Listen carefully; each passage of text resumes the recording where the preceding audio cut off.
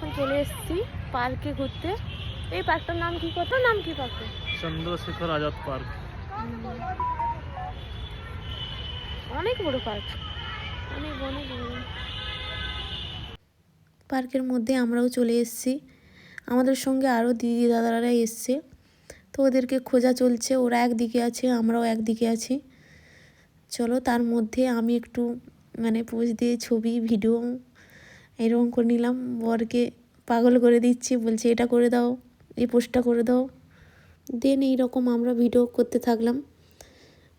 ওরাও ওইদিকে ঘুরছে, আমরা এরকম ভিডিও শ্যুট কিছু করলাম।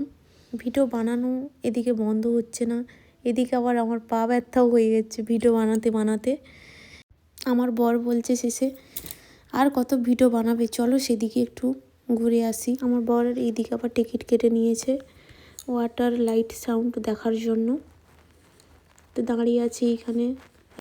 অ্যাকচুয়ালি আমরা একটু অ্যাডভান্স চলে এসেছি, ওই শোটা শুরু হবে 6:30টার সময়।